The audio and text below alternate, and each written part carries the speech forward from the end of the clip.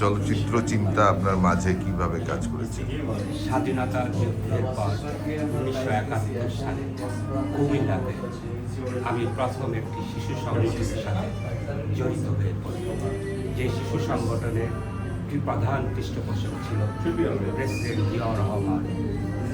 পরবর্তীতে এই সংগঠনের হাজীগঞ্জ থানায় স্থানান্তরিত হয়ে সেই হাজীগঞ্জ থানায় আমি শিশু সংগঠনের সাথে 1976 সাল পর্যন্ত কার্যক্রম চালিয়ে যাই।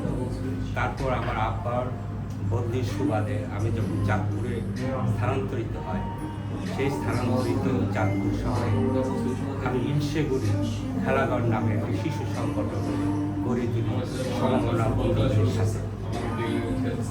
এরপর আমার আব্বা যখন জেলাতে ট্রান্সফার হয়, সেখানে আমি নানা রকম শিশু সংগঠন থেকে শুরু করে কচিকাচার মেলা এবং ক্যামিলিয়া কবিতা পাঠের আসর এবং সোনার ঘর হরিণ নামে একটি মাসিক পত্রিকার সাথে পরবর্তীতে আমি কজিনুক নামে একটি সাহিত্য সাংস্কৃতিক সংগঠন গড়ি। সেই সাহিত্য সাংস্কৃতিক সংগঠনের পরবর্তীতে সুবচন নামে একটি নাট্যগোষ্ঠী আমার বন্ধুরা সফলভাবে পরিচালনা করে। পরবর্তীতে ঢাকায় স্থানান্তরিত হয়ে আমি ঢাকায় নাট্যগোষ্ঠীর সাথে জড়িত হয়ে পড়ি এবং পরবর্তীতে বাংলাদেশ সাংস্কৃতিক ফোরামের সাথে জড়িত হয়ে বিকল্প ধারার চলচ্চিত্র উন্নয়নে পথ প্রদর্শন, যার ফলে ওই সময় বাংলাদেশ শর্ট ফিল্ম ফোরামের সাথে জড়িত হওয়ার সময়কালীন আমার একজন ঘনিষ্ঠ বন্ধু, আমার ক্লাসমেট, বিশ্ববিদ্যালয় জীবনের একমাত্র ঘনিষ্ঠ বন্ধু জাহিদ হোসেনের সাথে প্রথম জীবনে 71-এর ঘাতক নামে একটি চলচ্চিত্র সাথে জড়িত হয়ে প্রধান সহকারী পরিচালক হিসেবে কাজ করি।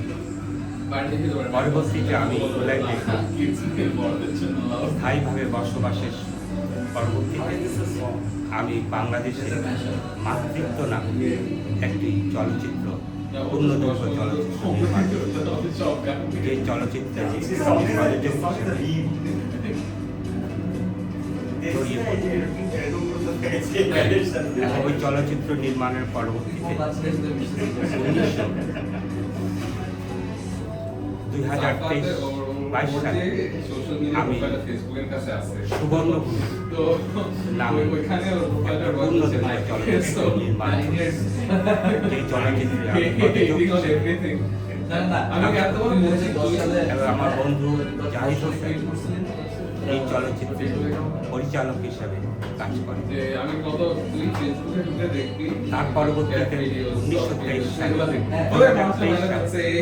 আমি আজার নামে আরেকটি চলচ্চিত্র আমাদের সকল চলচ্চিত্রে রেভলিউশন মুভি ইন্টারন্যাশনাল নামে একটি নির্মাণ প্রতিষ্ঠানের অধীনে আমরা কাজ করি।